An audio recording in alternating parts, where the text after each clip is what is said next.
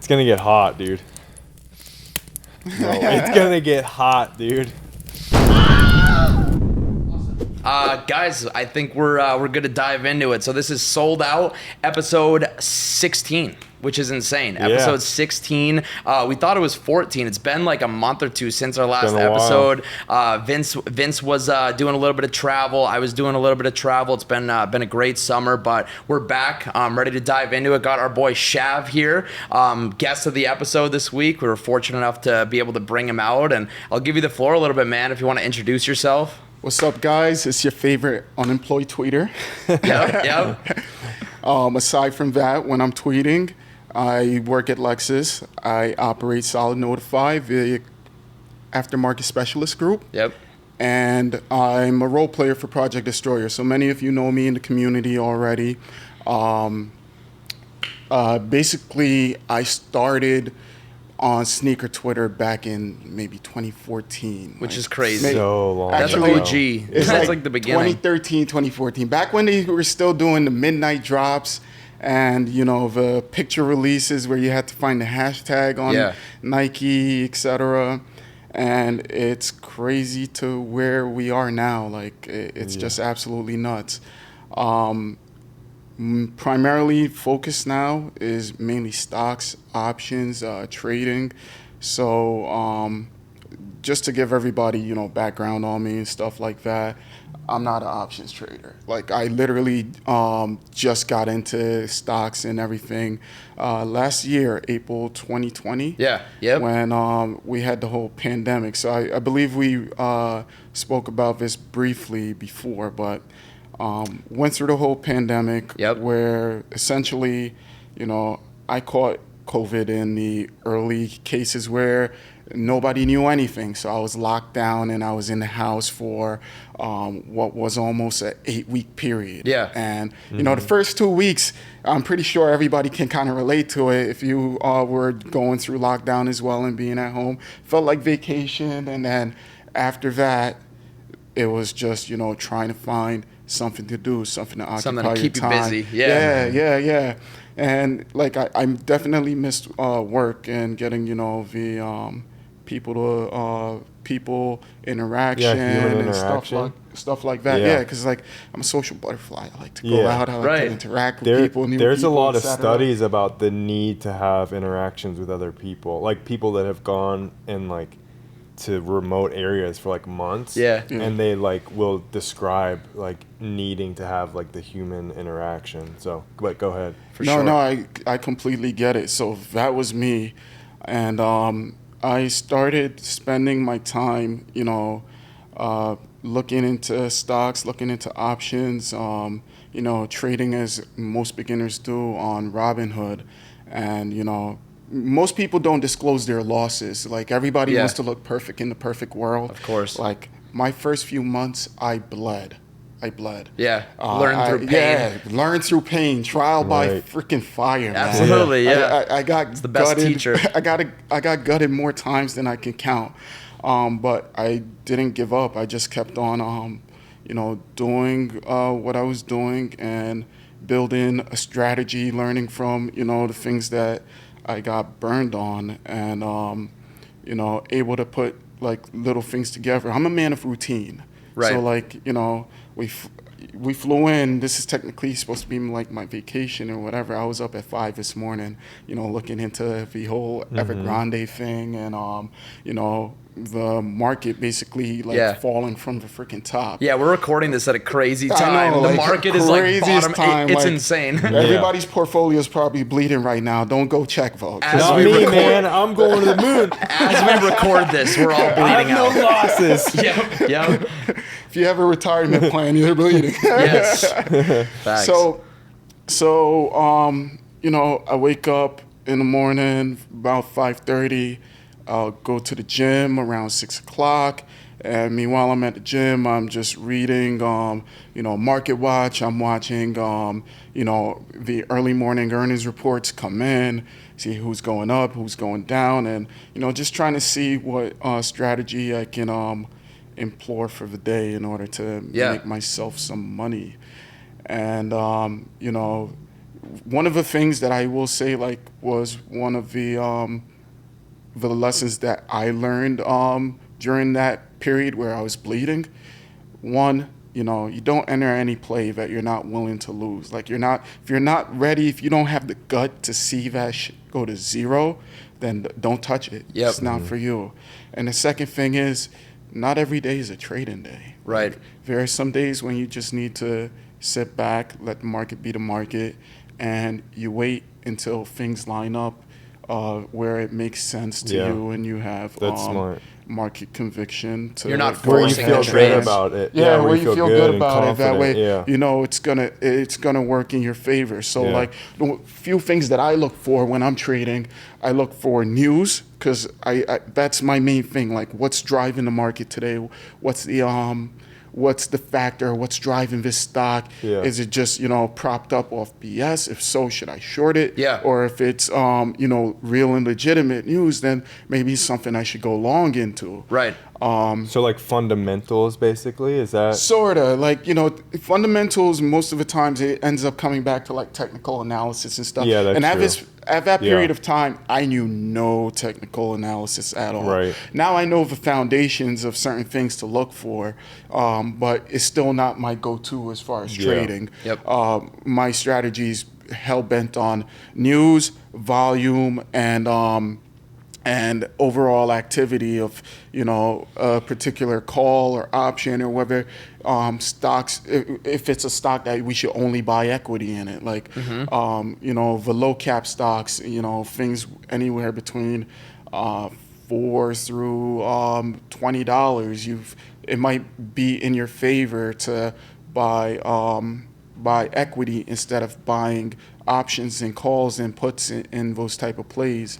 Or just leave them alone completely. Yeah. You know, don't get yourself burned like that. Do you do any earnings, like before earnings stuff? Like, so that's part of what almost put me in the mud, bro. Okay. That was one of the things where I was just like, Trying to follow the earnings reports. You would follow the earnings report, and you would bet that, oh, you know, things are going great. They're going to go up. I'll give you a perfect example.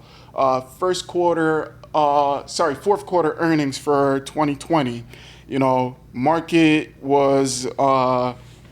Everybody's doing well. Stores are selling out of stuff. Yep. Amazon is selling out of everything, or you can't get nothing anywhere. So you would think, like, boom, Amazon did really great on their earnings report, and et cetera, which they did. Apple beat, Amazon beat, and a couple others beat on their revenue and profit, yet the stock went down after the earnings report come out. And part of it is those moves are already priced in. Yeah. And then the other part is implied volatility kicking your ass. Yep. So in the beginning, I didn't really know about that. Like, the Greeks are very important when you look at, you know, options plays and stuff. And implied volatility is one of those things that get hiked up where the contract prices are super high after around earnings time. So if you bought a call or bought a put, and even if things go in your way or in your favor, the implied volatility drops and your contract loses like a shit ton of its value. Yeah. Because it didn't move or it didn't exceed how much the implied volatility plotted for it to go. Right. So those were one of the things that would burn me. I was making, like, you know, calls and puts on plays that, you know, would be earnings plays and stuff. And then I stopped doing that. I said, you know, I need to find a new strategy. I need to find something that works for me. And then slowly things started to, like, fall and go my way. Yeah. You know, I had, you know, little winners here and there, nothing crazy. It's funny too, because most people are okay with taking, you know, 10-20%, because that's a phenomenal return, better than the average investor.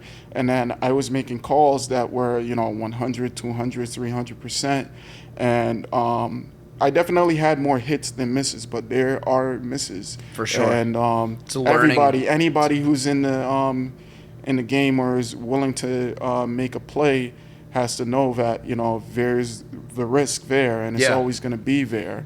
And I don't ever give anybody buying advice or selling advice. I just say, you know, this is what I'm going to do and this is why. And then if you feel like you want to follow it, by all means, you know, follow me. For sure. You know, into the mud or into riches. That's it, man. So, and that's kind of where I was first introduced to you a little. You know, I had seen you around, obviously, in this space. We had a lot of mutual connections, mutual friends and whatnot for a couple of years. Never had really spoken or interacted with you on a personal level. And then it was really around the absolute mayhem and insanity that was GME, AMC, that they still need to make all into a movie, or I think they already are. But that insane time in the market is when I saw you making some just ungodly, amazing, like just some great plays and putting them on the timeline and getting people were buzzing hard. It was actually really fun to watch. It's funny because, yeah, that's exactly when I blew up.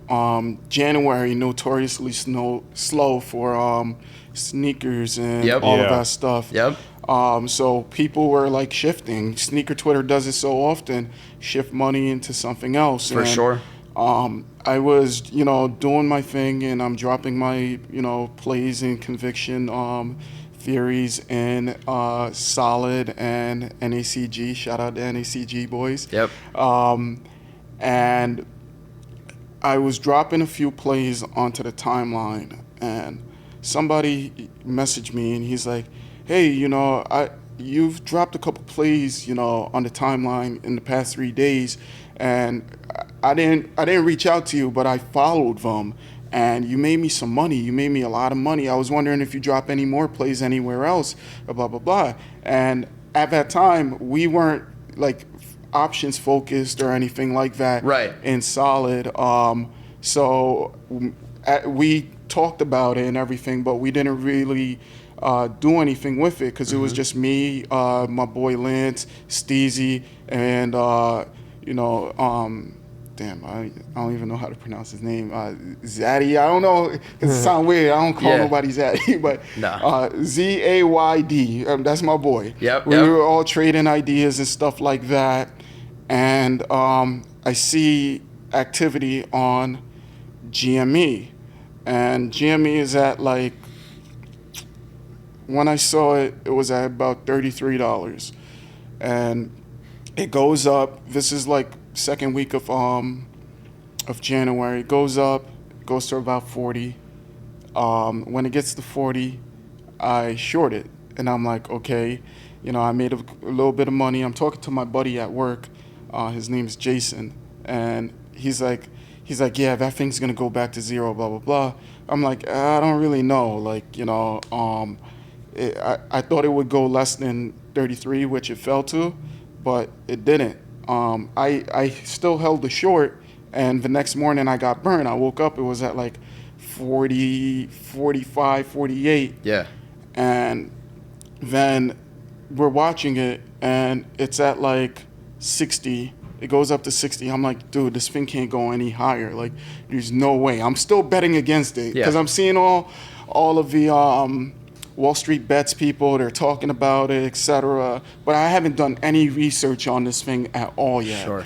So I'm like, all right, this thing has to go back down. It's at 60 now. It's crazy, crazy high for no reason.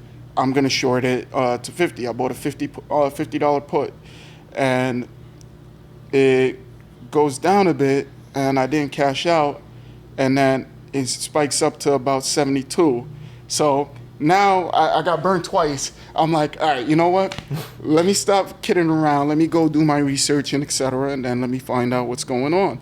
So I go onto Wall Street Bets, and I read a couple of the things they post, and then I stumble on Deep Values, DD, his due diligence, and I'm like, okay, there might be something here. There might be something here. Let me just, you know, see what happens. And I continue to watch it. So it drops back down to about 60 or and some change. And I'm talking about it with, you know, other people on Twitter. And I don't know if you know Bees. I do. Bees Capital, I believe. Capital SB. Yep. She's so chill. Like, you know, she give me advice with everything. So shout out to her. Great page to follow. Great person to follow. Correct. Yes. Definitely follow her.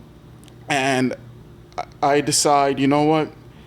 I'm gonna go ahead and I'm gonna buy the 90C and the 115C because that's what the highest contracts that were available on the calls for that week were. So me and her both buy contracts on it, and they go up. So I'm like, okay, I got a little bit of change now. Yeah. I can go ahead and cash out some of this, and we closed a couple contracts and we put some money in our pockets. So the next week is when everything went crazy. So fast forward to Friday, I believe it was maybe like the 25th or so, because everything didn't. The 28th is when everything blew up, and I believe that was a Tuesday. I basically was at the tattoo shop. So I'm getting a tattoo done, and it's around 11 a.m. GME tattoo, right? No GME tattoo. Not yet. No GME tattoo. I'm kidding. Yo, I've seen people get GME tattoos. Sure I'm like, have. yo, you guys are crazy. How much did right? they possibly make to get that tattoo? Maybe a lot. Maybe a lot. But they also life-changing money. Life-changing TME on my money. forehead. But remember, life-changing money doesn't change your life until it becomes liquid. Right. And right. I've seen I know, people until get you realize burned. it. They Yeah. rolled into the ground. Yeah. So I transferred money out of the account. So I'm literally sitting there with only $3,000 in the Robinhood account, and I can't do anything because I already used my instant deposit limit from the week before, and those haven't settled yet. And I'm pacing back and forth, and I'm like, yo, what should I do? What should I do? It's like hovering around like 205 and change, and I'm in the chat with NACG, and I'm talking to Rehab, and I'm talking to guys in Solid Options chat, and the tattoo artist is like, yo, Shav, we need you in the chair now. You gotta, I don't have much more time to wait. So I'm like, fuck it. I'm just gonna, YOLO into this. Whatever happens, happens. So I buy the 290C and I buy the 290C and the 260C. Okay. So 2 of the 290 and 2 of the, 1 of the 260. And everything was priced so high because of implied volatility. Yeah. So that's all I could have bought. Rehab, he went horseshit YOLO, and he YOLO'd everything into the farthest out contract. I think he only spent about $800 on the total amount of contracts that he bought. Monday, the market opens, because I turn off my phone and I'm not looking at it for the rest of the day. I'm just like, whatever happens, happens. Yeah. Monday, the market opens, and it opens up to about 12,000. So my 3,000 turned to 12,000. I'm like, whoa, that's pretty good. I'm just gonna keep on holding that and wait and see what happens. And the next morning, it goes a little bit higher. So if it's 3,000, turns to 27,000. Now, I just had a lady buy a car from me at the dealership. This lady has supported me in my 5 years that I've been working there. Yeah. So, she pays over sticker for her car, and she gets a car every single year. So when she calls, I pick up the phone, and she had just bought a car, and she was having some issues. She wanted me to come out to the house. She's 88, and her husband's 92. God rest his soul. He just passed the other day. And I'm just like, yeah, I'll be right over. I'm coming over to help you out. I'll be right there. Her, where she lives has poor phone service. So I leave the dealership to drive over there, and I'm thinking it's going to be something very quick. Yeah. I leave the dealership with 27,000 in the and portfolio. And you haven't done anything, right? And I haven't done anything. Right. I haven't closed contracts or anything. So I go over to the house, and she's asking me questions and stuff. Yeah. It's taking a lot longer than I thought it would be. And you're sweating And at I'm this point. I'm sweating, but I can't check my phone. That would be rude, Right. So I get back in the car, and after I finish, it's like 30, 45 minutes later, and I race over to the dealership, and I get to my desk, and my boy Jason's like, dude, have you checked your portfolio? I'm like, no, what happened? He's like, dude, don't even bother looking. I'm like, nah, tell me what happened, man. I go and I look, and GME, like, the stock fell, and all my contracts are worth only about 13,000 and change now. And all I can think about is like the 14,000 that 45 minutes just cost me. Yep. And I'm like, I'm just, oh. He's like, well, dude, don't worry about it. You just went from 3,000 to 14,000. Take the W you won, walk away, blah, blah, blah. And I'm just like, nah, man, fuck that. Like, yep. you know. I still see the 27,000. Yeah, I still see the 27,000. Like, you know, I lost that. Like, it means nothing to me now. This shit could go back to 3,000. Yeah. And it wouldn't matter to me anymore. I'm just going to let it sit. I'm just going to let it rock. So Rehab is like, well, if Shav's YOLOing again, he's going to let it ride, then let it ride. And he follows me into it too. So market closes Tuesday, and Elon tweets about the thing. And then it goes to like 450. Insane. And I'm like, oh my God, like I can't wait until market open tomorrow. Yeah. Pre-market, it's at like 472 and change or whatever.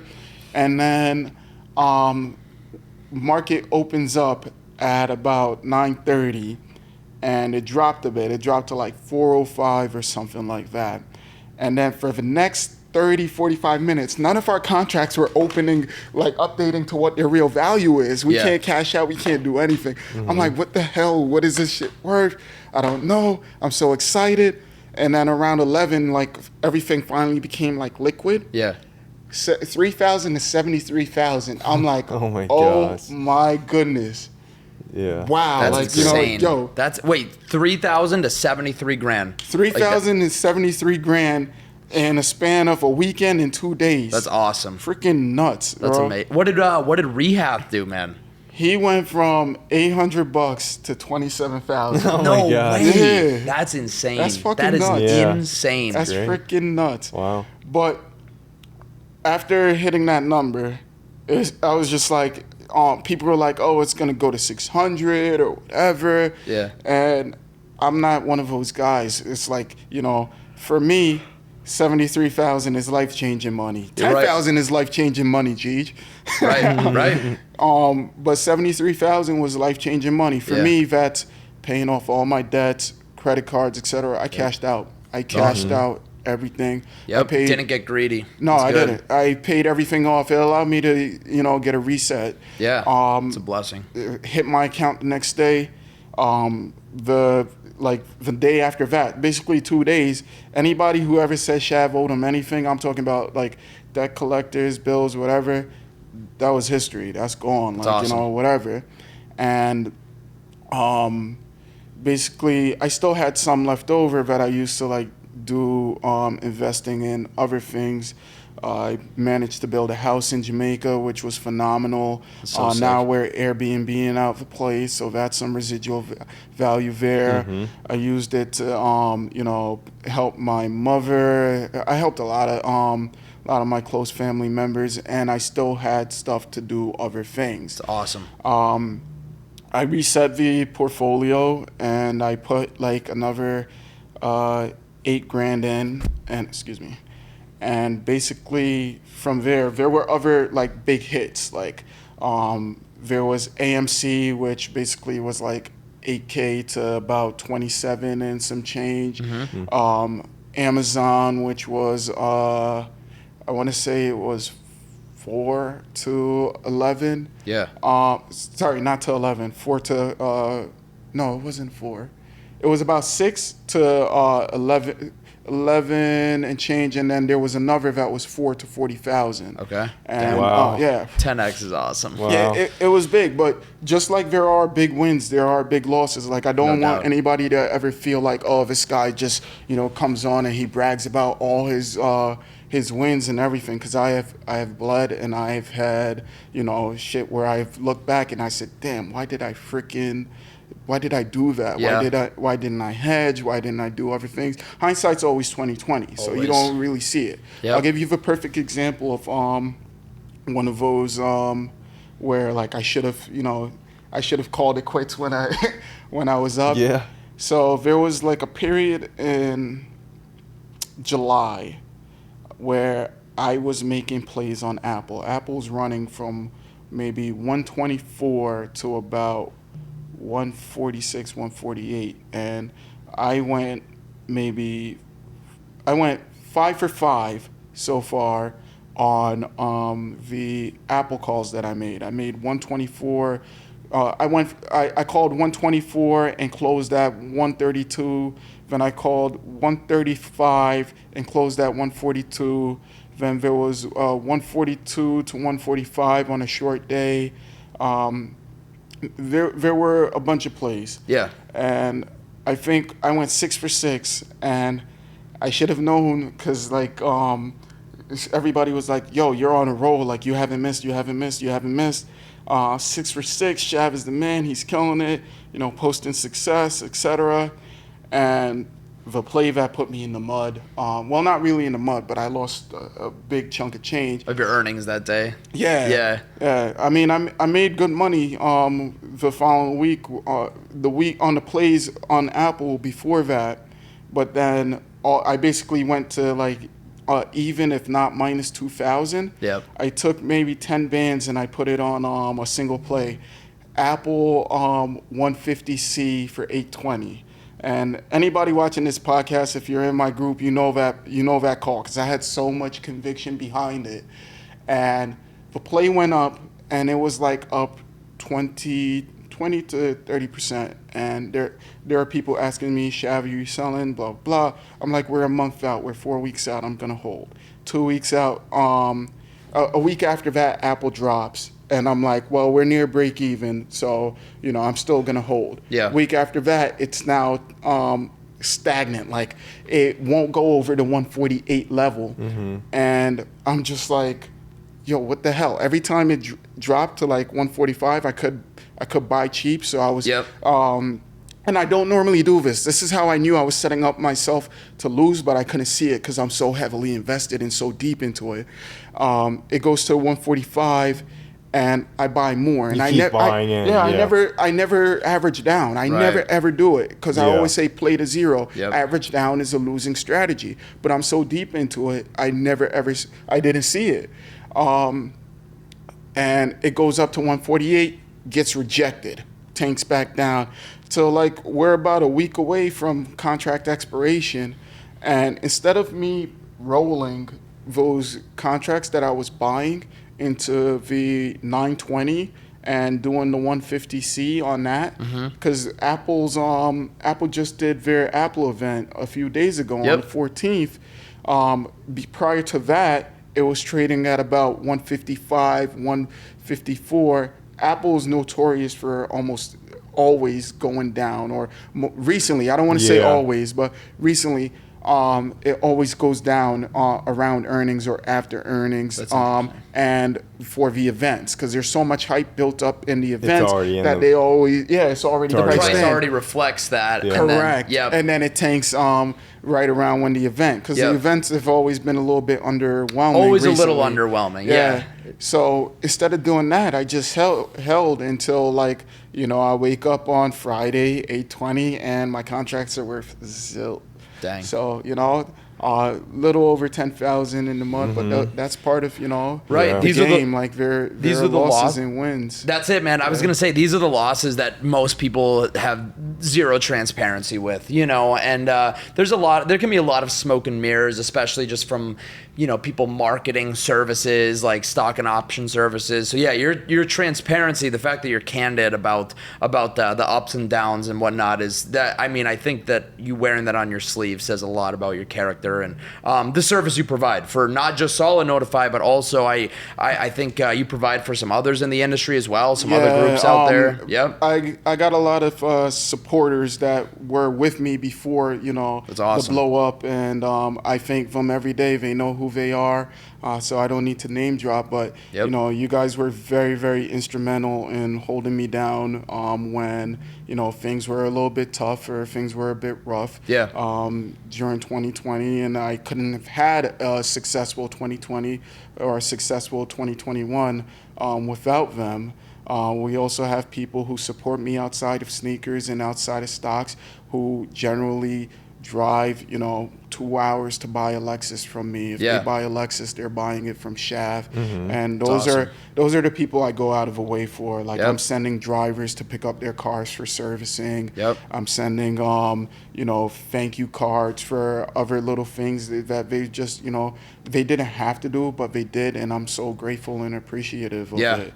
One of those people that is definitely not like well known on sneaker Twitter, Project Destroyer admin. I mean, he gave me a chance where nobody else would, because it was just like the great reset of sneakers and of botting.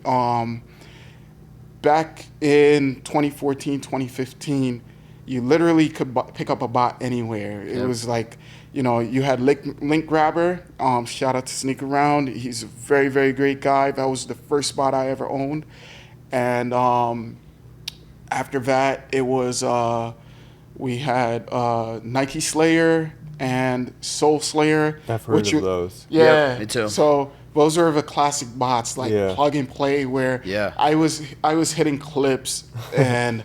It was stuff that you couldn't fathom in today's right, because if you had them, you'd be like, there'd be like off-white Nike, like the original. Dude, if sneakers were the way it was then now, it would be crazy, because I would literally wake up on at 7 o'clock for a 10 a.m. drop, so I wouldn't set up until about 9:30. Guess what my setup was? I would literally go and 25 DC proxies, like I don't even know. DC proxies? What the hell is a DC proxy, bro? No. All local? No, not even all local, bro. I mean, there was a time when you could do all local. But I'm talking about scraping a free proxy list. You don't even know who the hell owns these proxies. Well, somebody could steal your information. Let them, fuck them. Right. Take my card information. It's privacy anyway. I'm going to shut the cards off. This is when privacy was new. So I scraped a bunch of free proxies. I'm talking about, I'm setting up 5 to 6 Soul Slayers, running about 3,000 tasks on them. And I'm running them on one machine. I'm not even running them on a server or anything. What's a server at that time? Definitely. What would it be that you need for a server? Exactly. And just running and hitting with stuff. I'm just watching checkouts and texts coming in, where for a while I used to run a little ATC service. Now, for other people's information, obviously I use private proxies for that, because I'm all about risk management. I wouldn't put anybody's information at risk, whereas I'd put my own, because, fuck it. It's yours. It's you have the right to. Exactly. Like, whoever wants to see me, they could pull up. I work at Ray Katina Lexus, baby. Come see me. Right. But it was just so easy back then. And then Dash and Project Destroyer changed the game as far as like, the bots that the new look bots, the Shopify bots, etc. The new GUI, customer service, Discord orientated bots and stuff like that. Then you had more Premier bots all pop up on the scene, like your and Cyber stuff Soul. like that, your Cyber Soul and everything. But the adaptation, that was all helped by Project Destroyer admin. Like he took me in and gave me the keys to be able to do what I'm able to do now. So I'm always grateful and thankful for them. I know you're super loyal to the PD team. We were talking a little bit about like 4 point, like don't they have a huge update in the works that Absolutely. So you're probably going to be watching this after. But 4.0 will be dropping this week. Oh, really? 4.0 is coming this week. So, Nice. For everyone. For everybody. That's awesome. So we just completed beta, and now we're going to give everybody access. So it should be coming later on this week. And then there are a lot of changes. Some of it is going to make a lot of people happy, and then there are going to be little stuff that still need to be tweaked, as with anybody else's. Growing pains. Exactly. Growing pains and everything. Of course. It's funny, PD's actually mine, and I think your first Everyone spot. Everyone's gave first me spot. so much crap about PD because I was running it like Hard. 6 months ago on YS and stuff. Because it was my first bot, and I just always was loyal to it. Man, loyalty. I loved the way it worked. It caught me it's caught me so much stuff. So loyalty was. So it's one of the, in my opinion, one of the best entry level bots around. Mm-hmm. Yeah. Easy to use. It's fairly easy to set up. The staff is very, very hands-on in helping users, and that's one of the things that we pride ourselves with. Yeah. Is providing a near luxury experience when we talk about, assisting a user, finding and diagnosing their issues. The one thing we don't do is we can't assist with third-party sales, because then it gets into, he said, she said liability this. Type, and, there's always going to be the few that are angry about it and whatever, but there's it's tough, and there's not really much we can do, because you're putting us as a business in a really peculiar spot. Exactly. Yep. So we try to avoid that for the most part, and with everything else, we're just very, very hands-on, and we try to do what we can. I don't think there's many bots that go out of their way to if there is ever a situation where we go out of our way to fix things and make things right. We always do the right thing. It's awesome. And there is a great team behind Project Destroyer, man. This is funny. I asked Shav, I'm like, oh, hey, man, remind me who the owner is of PD. And you could just say your response. It was funny. It caught me off guard. So I can't tell you, it's... I was like, oh, I didn't know that was a secret. I thought it was that M1 dude. That guy, I think his name is James. No, James is a great guy. I know who He's it is, one of but the. I can't tell you. No, you don't. Yeah, he's one of the many devs. You told me not to tell anyone. Okay, buddy. Yeah. I know. See, I can't even tell if he's bullshitting or not. I mean, neither. That's the thing. I never, half the time I can't. But that's interesting. I think Kodai is similar. Like the owner, there's a lot of theories about the ownership of Kodai, AIO as well, and a couple other bots out there as far as who's you actually don't know Kodai? Dude, neither do you. Yes, I do. No, you don't. Dude, yes. He's full of it. He's talking out of his... No. But yeah. Oh my gosh. But he's a very, very great guy. If there was anybody that I put my money behind and run through a wall for, he's that guy, But we do have a great dev team, and our dev team is very, very hands-on.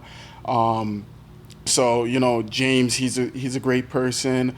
Nate is also very, very phenomenal. Mm-hmm. Sam, a lot of people know Sam, but they also are kind of who is Sam as well? But Sam's the man. So just a really, really good team that we have there. That's sweet. And we're always, working. We're always working. I mean, we push a lot of updates. It's one of the things that people say we'll list as a con when it comes to PD. And I say, how can anything that is actively being updated consistently ever be a con? Right. Ever.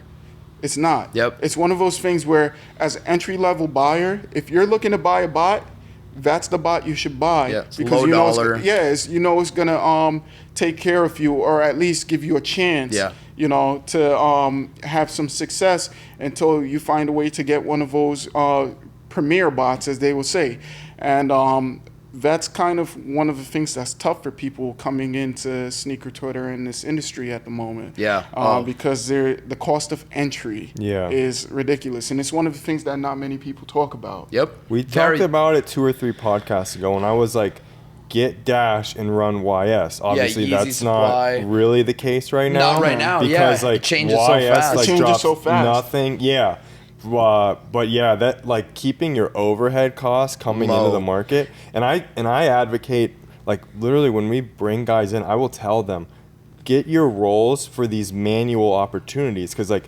I'll tell them I just bought some toys a week ago for $60, 2 of them, and they're over 300 on eBay, manual. Easy, no proxies, free returns, free cancels. One of the biggest things right now is Amazon vinyl. So it sits, free returns. If you don't make any money, just return it. Yep. You can buy 1,000 vinyl, and Vince does. and if they 2x, you just made a ton of money. I get 5% on the Amazon card and no risk ever involved. I know. Manual is like, you can do it manual if you do it right. So that's what I was saying to him just earlier. It's like sneaker Twitter kind of became arbitrage Twitter recently. Big but transition. That's kind of the best way to ease your cost of entry. Like, just like in stocks, how you hedge when you take a big position in anything. That's how you hedge with sneaker Twitter. You kind of have to, play what's profitable in order to support what could be not profitable. Yeah, your other investing in bots, buying bots, and then the stuff that really burns holes in your pockets, like proxies, servers, and stuff. Because like the hidden costs that people don't talk about. Exactly, because you'll get on and you'll watch Tiana, shout out to her. Hit clips and whatnot, but then there's a ton of costs that massive expense involved. Go behind that. So like the people who hate need to sit back and recognize, like, it took years for her to be where she's at right now, and it was a ton of hard work. She built up what she has. She figuring scaled out a recipe that works.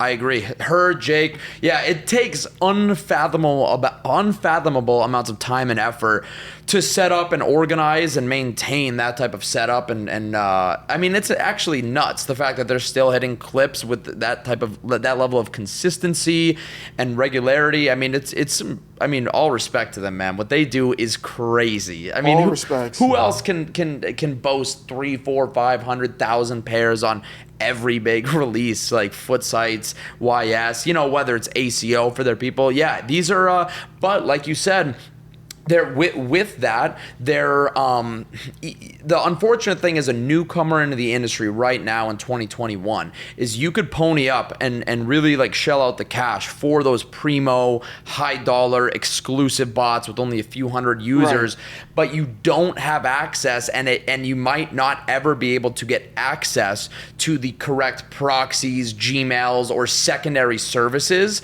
and or insight that's necessary to elevate your 2-3 pairs with Valor to 200-300 pairs with Valor. Because I know people that have Valor that are only hitting, maybe 1 pair, 2 pairs a release, that they just don't have the sauce, whatever, that, and the same is true with a lot of the big bots. So it's a tough time as a newcomer, because as a newcomer, you're not going to become like Shav, Garrett, you're not going to be like a Tiana or Jake. It's very hard to scale to that degree in this current market. And that's where the value of groups coming. Because if you're a newcomer into sneaker Twitter and you need the connections, that's where the networking happens. 100%. Within these groups, etc. Because you're not just going to make a comment on somebody's post and then they're going to be like, Twitter, and then they're going to be like, hey, random guy, I'm going to DM you my complete setup right now. This is how I do it. I'm putting you on. Exactly.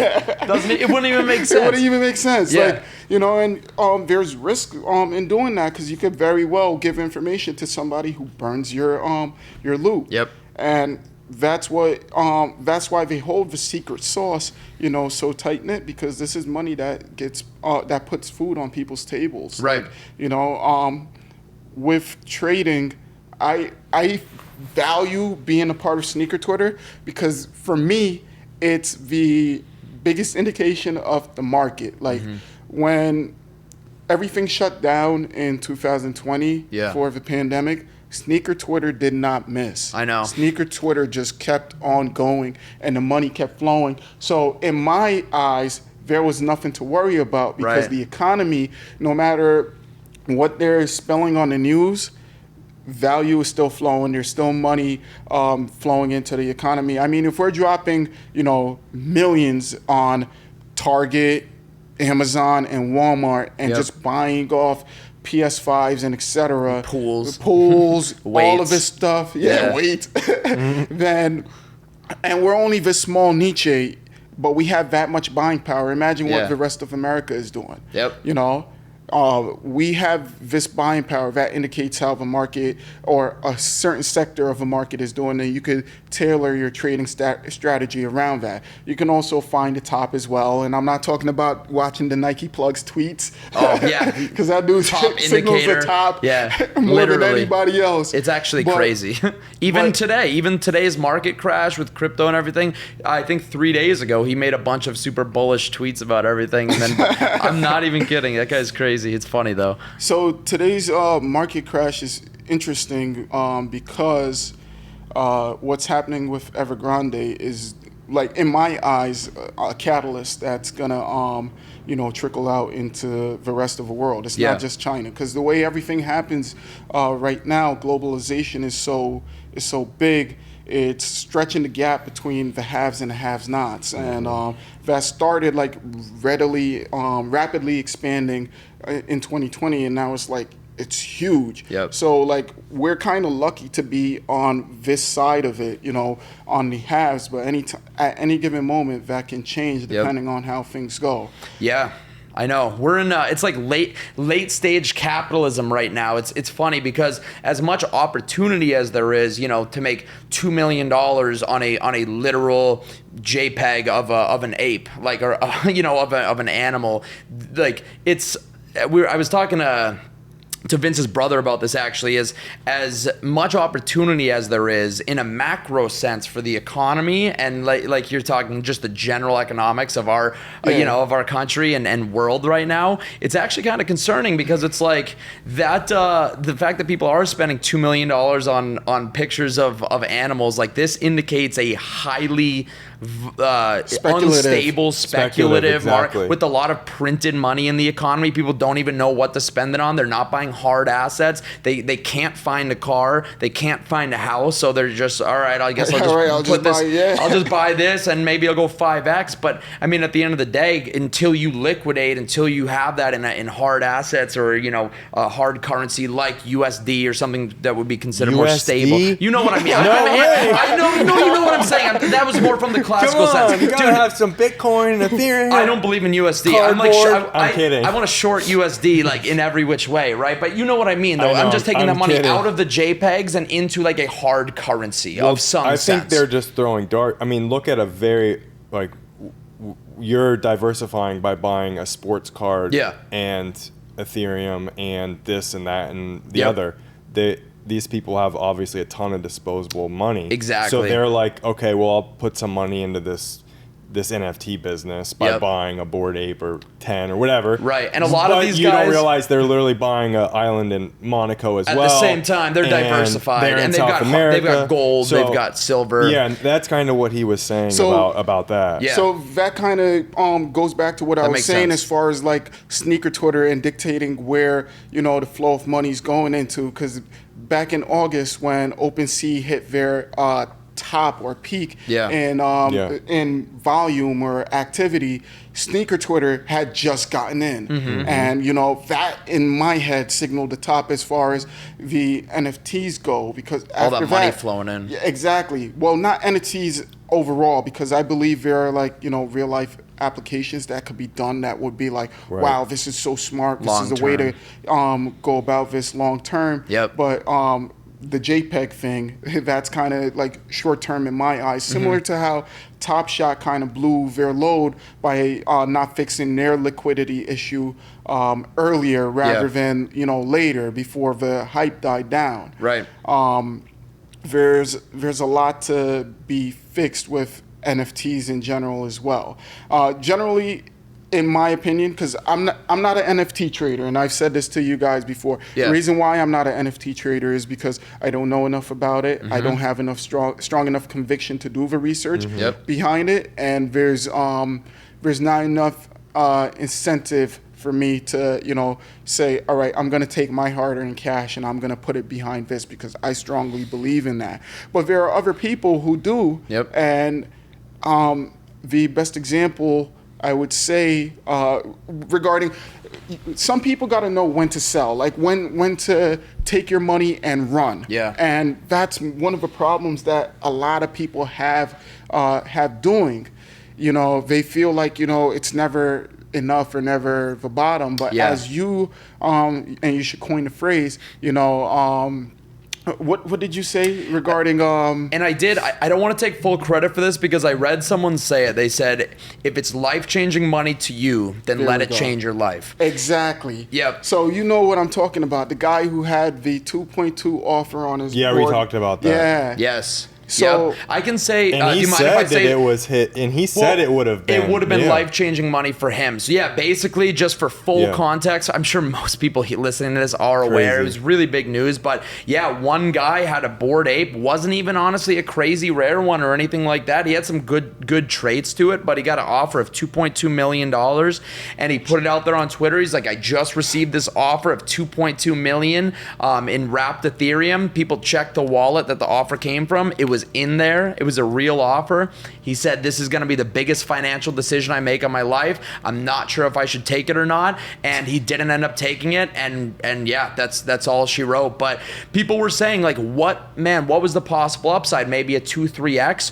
or you let that money change your life, diversify, pay off your debt, buy your car, buy your home. Let the money change your life. Yes. Dude, I would have broke my freaking finger hitting accept.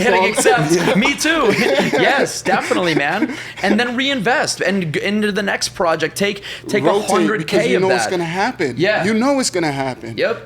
Everything shifts. Like the money rotates, and it rotates from stocks to crypto to NFTs, then back, and vice versa. And then there will always be something else. There's always going to be something else. Like 2 years ago, maybe 3 years ago, if we go all the way back to 17, the first crypto bull run, none of us would be talking about freaking JPEGs and NFTs and whatnot. But now, here we are. So it's super normal right now, This is like so early for it, and the early applications for NFTs. Do you remember, did you do any sort of, probably not, did you do any crypto in 2017? Hell yeah. So you did ICOs? No, I didn't do any of the ICOs. I was like Bitcoin, Ethereum, Ethereum, Litecoin.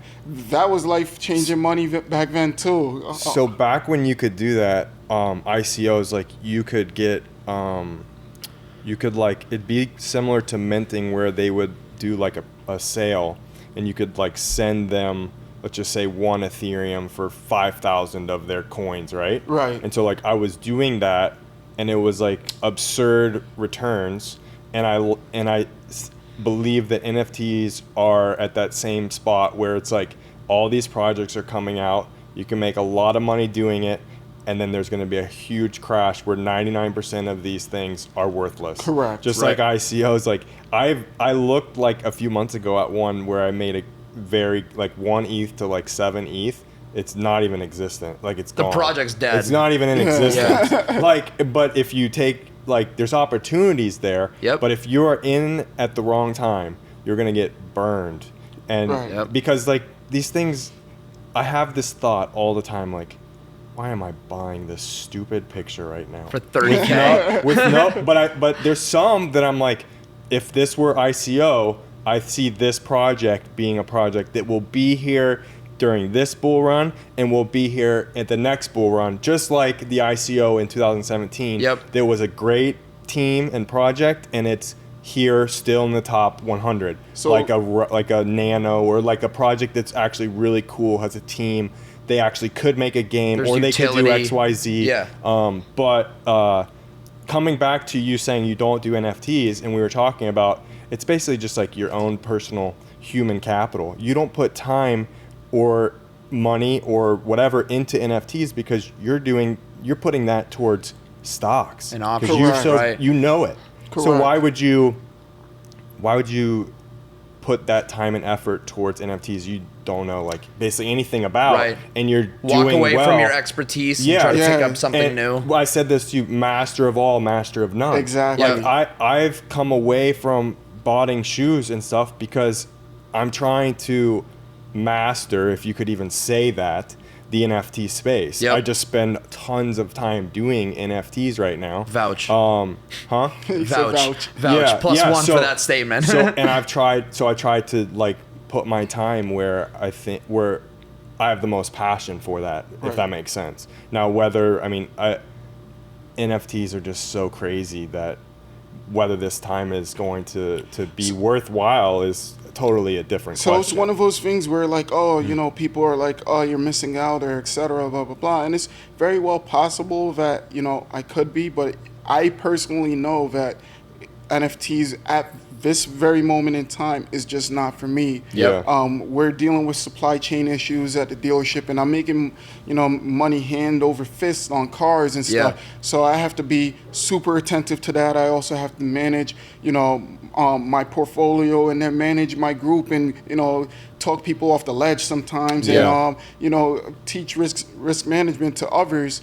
And, you know, jumping into NFTs to try to specialize in something else is just, you know, why take on that risk? Yeah, I have no need for you that. You need to have have a risk matrix with basically all of your investments in place. Right. And like, if your risk for NFTs is like, should be through the roof. Like, I would never say to somebody, yo, you're missing out on NFTs. Like, even if I made $1 million, I couldn't say that to somebody because I know that it was such a high risk. And the amount of people that are losing money every day is insane. Astronomical. It's insane. Yeah. Basically, for like, you know, out of the hundreds of thousands that are into NFTs, there's the 1 or 2% who literally like, you know, made millions and changed their lives forever. You know, some of them I grew up with on the timeline, like, you know, seeing them doing like their normal sneaker stuff, also trading, doing DFS sports and etc.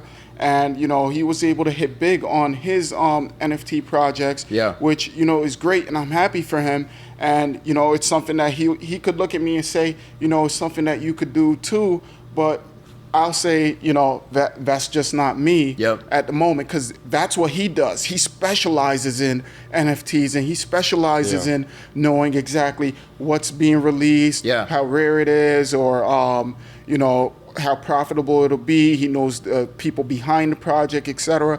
I wouldn't have any clue about that. So I'm not going to put my money behind something I don't know. And that's kind of one of those things where people need to be wary of the rug pulls and, you know, the exit scams. Lack of regulation. Exactly. And your opportunity cost. Well, you'll be missing out on your opportunities in stocks, which you're really, obviously, really good at. I mean, there's opportunity cost in everything. Right. Yes. Just as, you know, there being sneakers, or the current state of the sneaker resale market right now. Right. Where there's Yeezys dropping, and then people are selling them on StockX at a lower price than what they bought them for. Break even or loss. Break even or loss. Yeah. But these are people who are trying to stay liquid.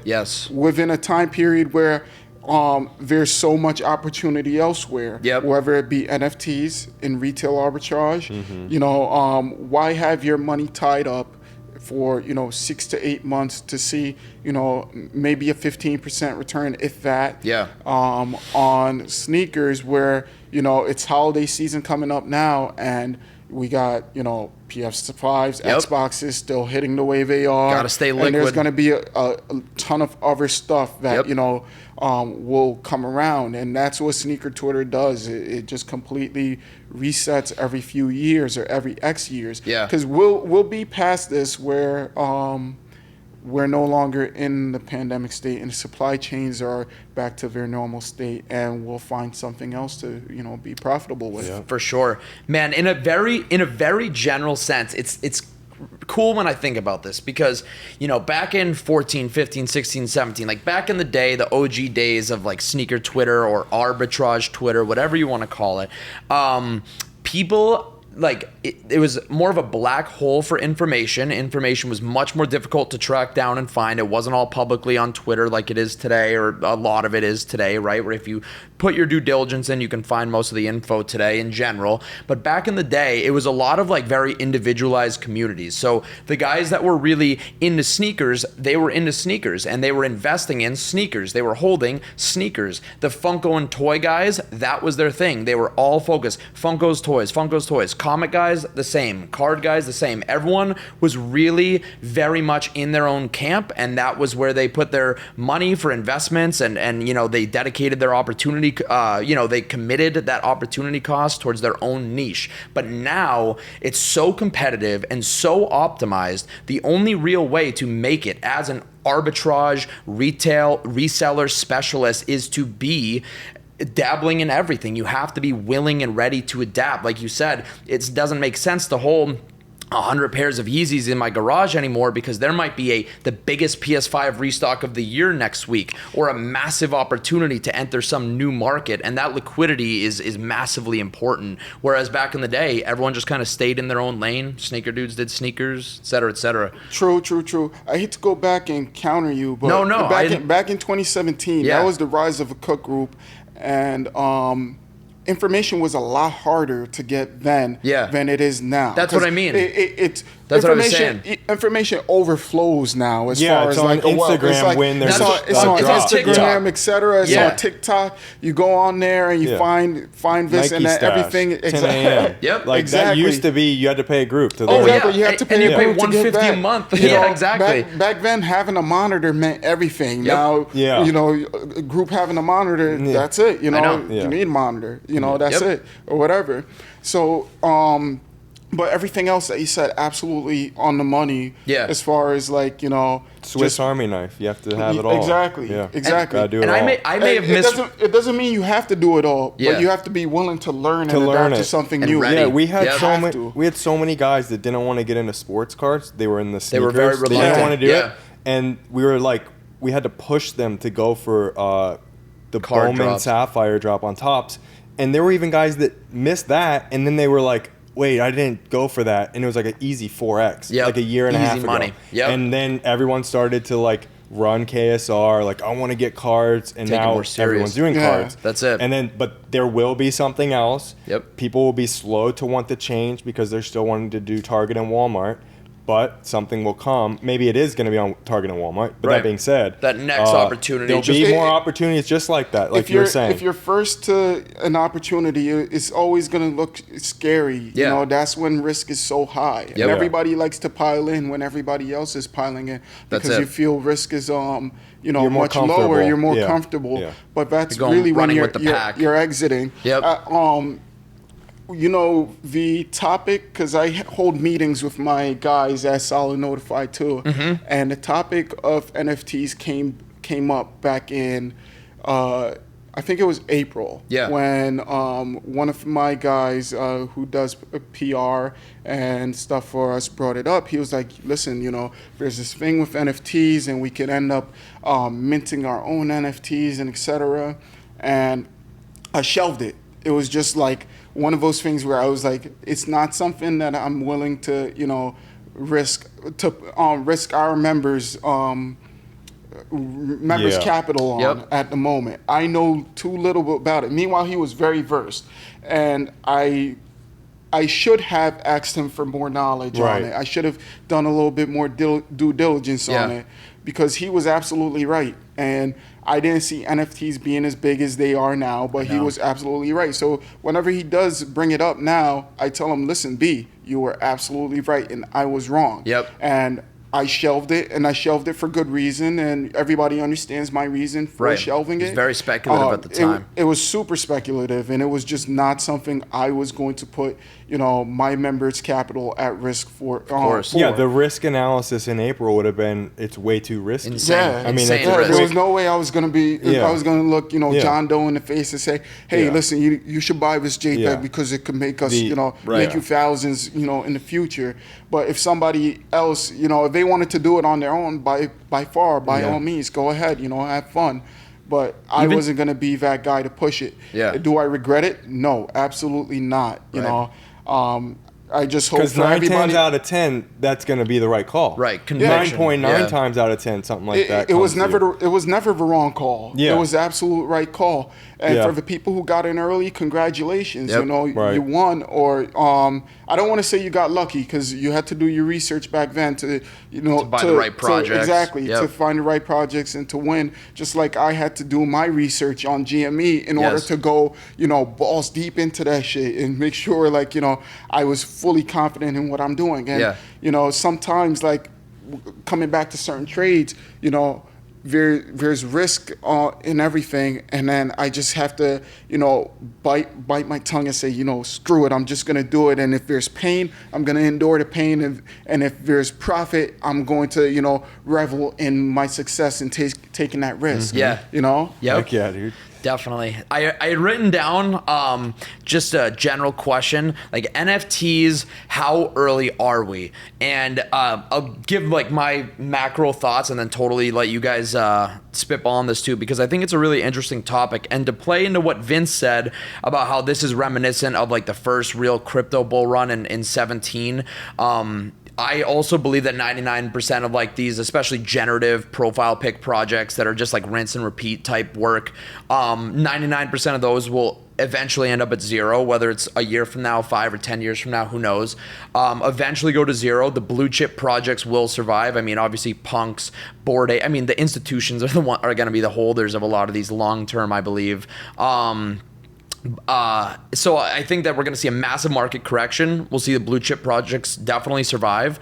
We're already seeing a big transition away from profile picture NFTs to more unique art, unique use case. I think of projects like Creature World, where there's real life application and studio and interactive gallery type experiences. I think that the future of NFTs, as far as growth and tech and innovation, it's really going to be about bringing something new to the table. I think that these stadiums and sports teams and concerts that are switching to tokenized blockchain, tickets that are on the blockchain to prove ownership of an entry. And so that's going to be the future of the tech. And I don't know. I think NFT, the technology, it's unbelievably long term here to stay. As far as which projects will survive, right now I think it's super volatile on blue chip projects. I think there's so many real world applications that you can use NFTs for. It's insane. We're so early on it, and I was talking with your brother, I think, earlier, where I was telling him my idea for Nike regarding NFTs and how you can basically pretty much cripple the counterfeit market. Yep. By getting your products listed on the blockchain, and then you could price this in with your cost of production. Yes. And you have verifiable shoes and a set quantity amount of how many was production. You can see all that. Yep. Exactly. They could do that. The use case is how many insane. was produced. And you give some value back to whether it be your collector or whether the wearer. Imagine somebody calling you out saying, those shoes look kind of to me, and then you take out your phone, you scan it, and then show them boom, on the blockchain right here. Right here. I don't know what to tell you. Legit. Exactly. No, you're right, dude. The use case, I mean, as far as contracts, your electric bill, your tenant landlord relationship, purchases, the use case for these non-fungible tokens the sky's the limit, man. I think that this is it's kind of the future of contracts and all agreements. We said this 6 months ago, where I talked about the sales of digital assets in Counter-Strike and stuff. NFTs being one.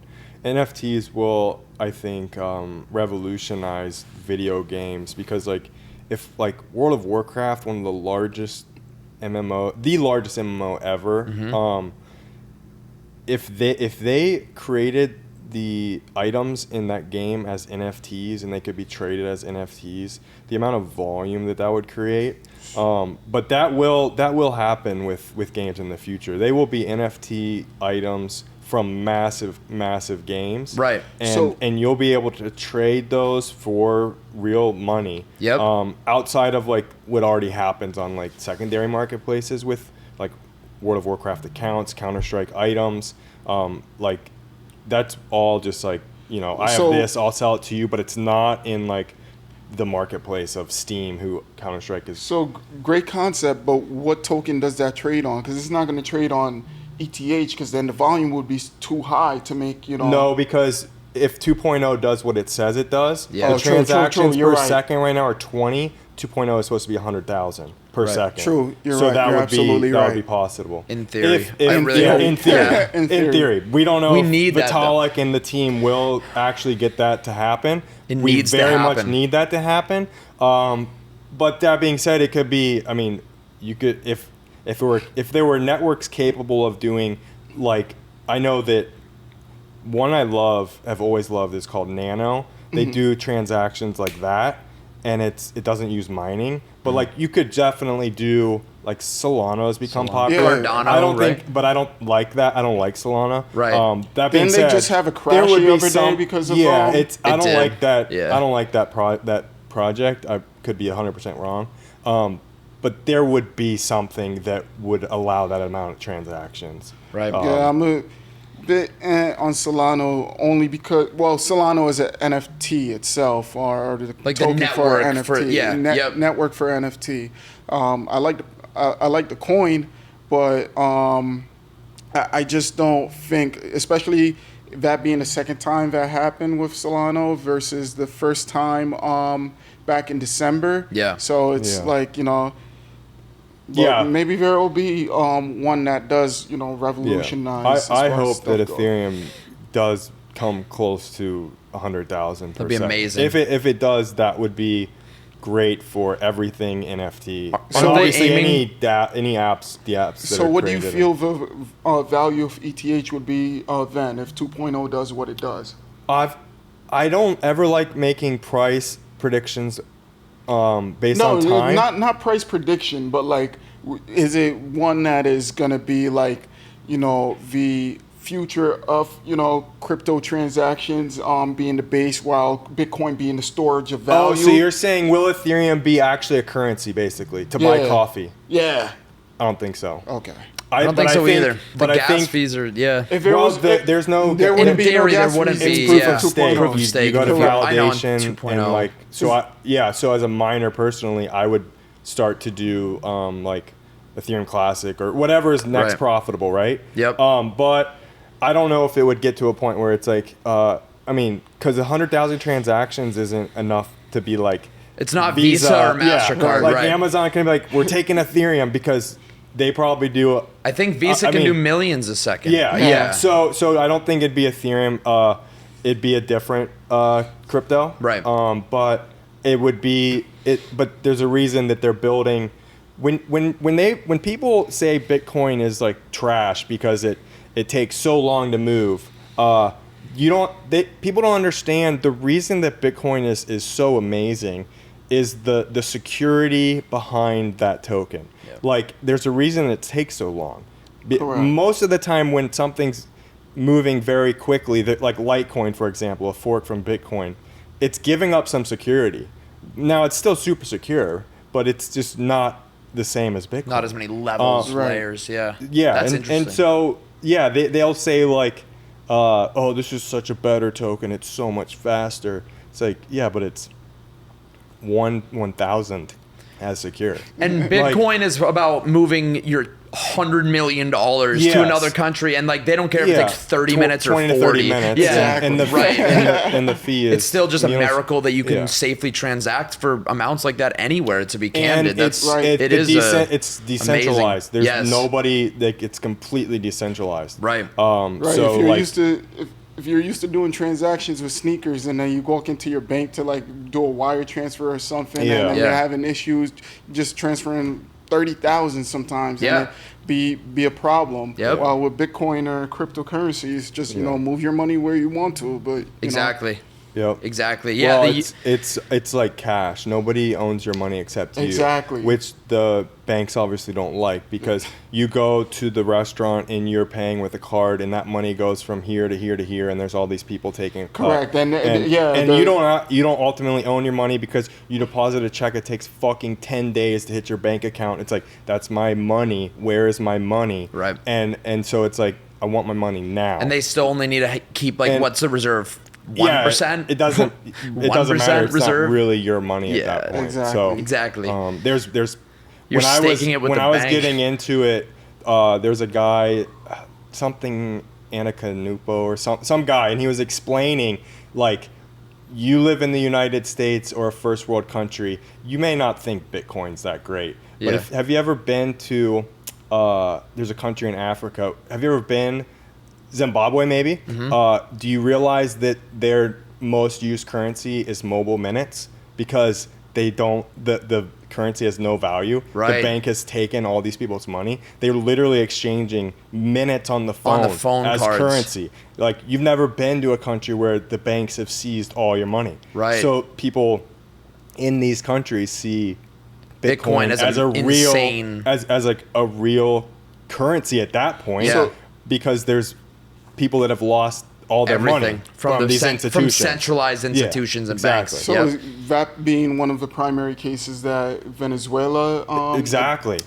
Yeah, you saw their money in piles on the street. Like, 5 years before that, don't you think? Can't get you they would have loved when a currency hyperinflates. They would have loved to put all their money bread years before that happened into Bitcoin. Yep.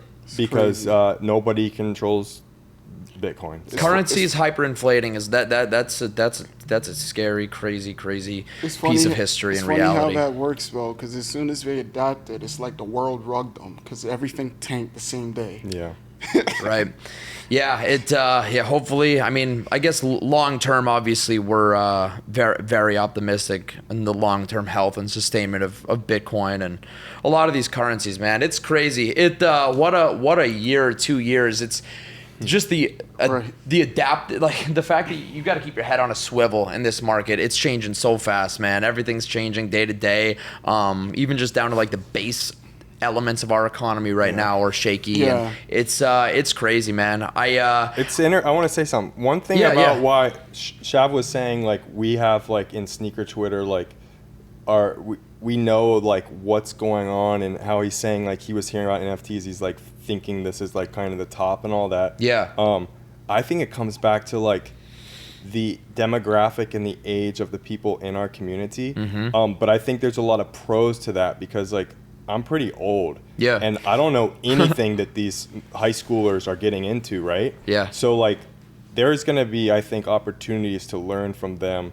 Because some of the youngest guys were the guys that were doing the NFT stuff. I know. They got it. Well, Shamdu. So don't, Shamdu, like, 14 years old when he dove headfirst into it, multimillionaire now. I think we're very lucky to be around the younger generation, because we can learn a lot from them and what is going on in You get a hands-on view of where the future is going. The youth always... Exactly. I mean, man, I remember when we were kids, man, like that youthful ability to adapt to tech and new trends. A kid or a younger person is just more willing and their risk. To just their risk young. tolerance. They'll literally, $500, fine, I'll whatever. You know, like, when I'd spend all my money in my bank account when I was young on something, like some risk.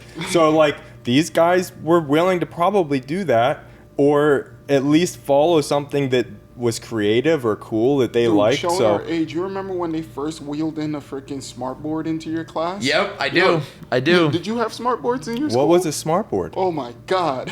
We probably didn't even have one. No, I don't think you probably had one. Dude, my first computer class was... it was just typing, like, just straight up, like, teaching, like, where the keys on the key. Paul's in Typing Town was the name of this thing. Wasn't any, like, internet, like nothing. Yeah, I don't know, man. We grew up. We're '90s kids, man. We grew up, like, in the.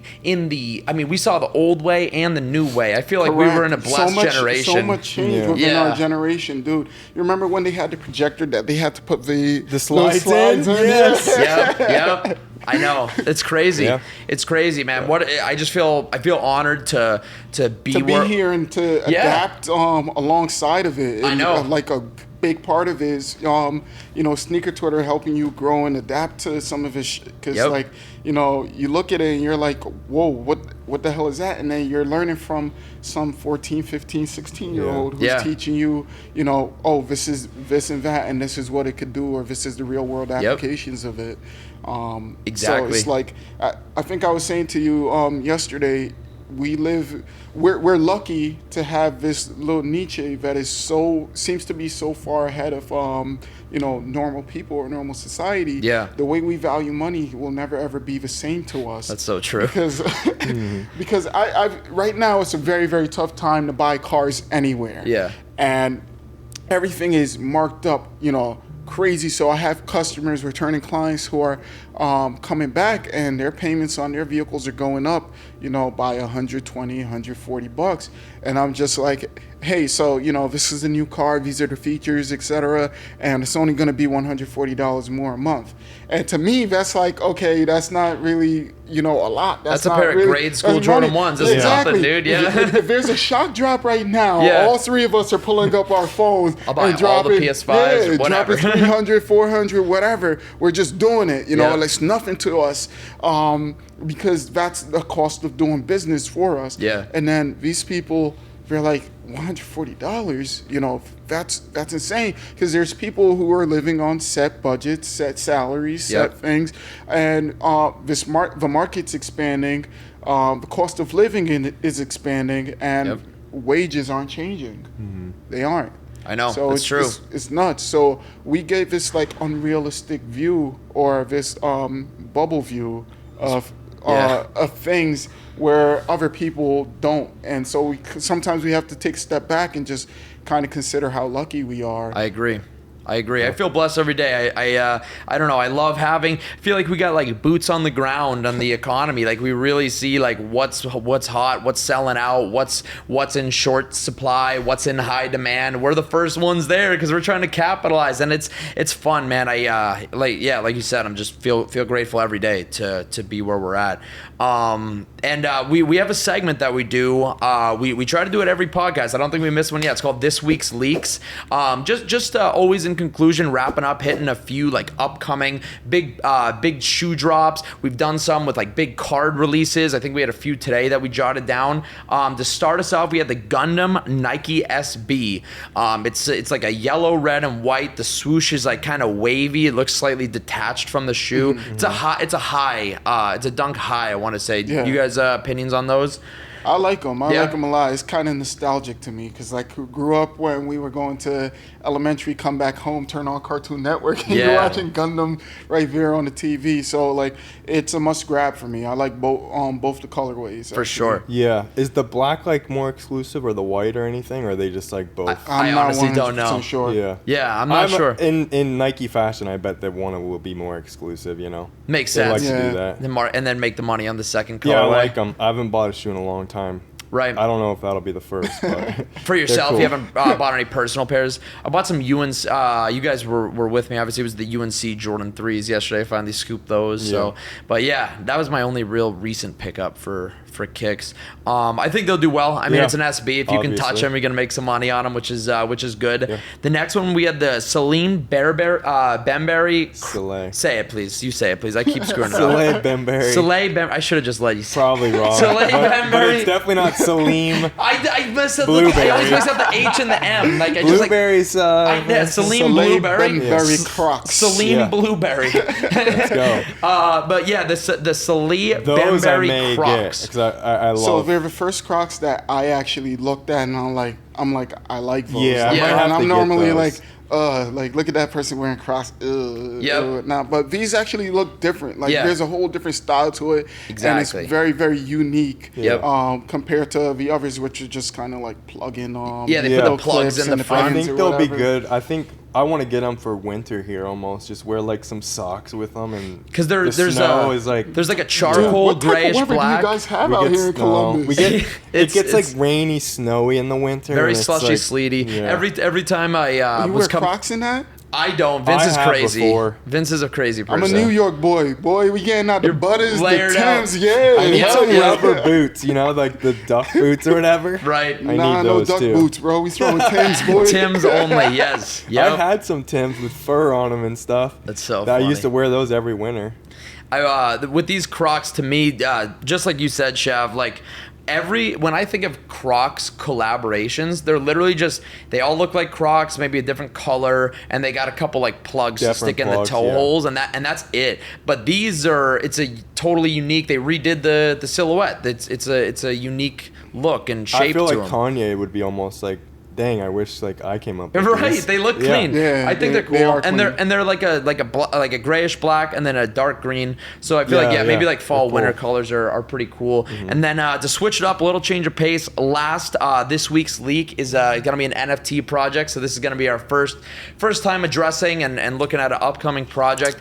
Anyone that's in the space and not in the space has probably heard about this. Shav, I know you said that this was... It's the one that caught my eye. Yeah. And again, it's the one that would make me do research and maybe I'll get you into NFT. It's phenomenal. I like the art. I like the project. And I've looked into some of the people behind it, and I think it's a really good project so far. And we're referencing the project Mechaverse. We'll definitely link the Twitter, get some pictures of it up on the screen, but I'll let you continue. It's unique, and it just rolls you back a little bit. Again, a little bit of nostalgic feel to it, but the art is very, very good. It's very nice, and I feel like the way they've put everything together, the presentation. Let's see how the drop goes. I mean, I like it. I know. I like it a lot. I love it. I think they're really cool. I mean, that's kind of would be considered an avatar project. That's something you would set as your profile picture. I think they're badass, man. They're I don't even know. They give me like Transformers vibes, Lego vibes. They're all just really clean. Dude, I'm playing that one to zero. Whatever. When I buy it, I'm putting it as my avatar, and that's it. Exactly. Whatever happens, hopefully in 5 years it's good. Yeah, be like a blue chip, man. Hopefully. You never know. Talk about gas wars, though. I don't think anyone's even ready for the gas wars that are gonna. I bet it's gonna be 1-2 Ethereum just to mint a single token. Oh, at least. At least, if not more. It's gonna be wild. I mean, I'm gonna say 4. 4 ETH. If you're not doing like the Eden stuff or any of that crazy botting or whatever, and you're like 10 seconds later, it's gonna be high. It's gonna be super high. Because on those the Galaxy eggs, 3 Ethereum to mint for people that didn't get it early enough. And Galaxy eggs were nowhere near. Dude, near. Mechaverse. I've been hearing the buzz around Mechaverse literally since they first announced and launched on Twitter. But didn't they confirm they're doing a queue system, dude? Oh, they're gonna try to combat the gas wars. Yeah, good. And when you get through the queue, you can do up to 2. And maybe you have like a time frame to mint them. That's sick. That's what they're doing. Yeah, props to all the teams that are trying to combat gas wars with new release and protection queue systems. That's good. Even have that's customer service right there, man. That's trying to like make sure their customers aren't getting wrecked 4 Ethereum in gas per transaction. Oh my god. Failed transactions are the worst. When you fail a mint and you still burn a bunch of gas. Yeah, I know all about that. It doesn't feel good. So man, that's it, dude. That's all I got down. Dude, thank you guys for having me. Of course, man. It's a pleasure. Absolutely. Awesome, I loved having you out, dude. It was a fun weekend. I think this episode, people are going to love it. They're going to eat it up. So and when you come to New York, hit me up. Let's I'll go. Take care of dude, it. 1,000%. Soon to come. Got to get back to New York City. So all right, back. Awesome. All right, dudes. Till next time. Thank you, Shav. Thank you guys for checking out our channel. For more podcasts, car breaks, and all things resale, make sure to like, subscribe, and hit that notification bell.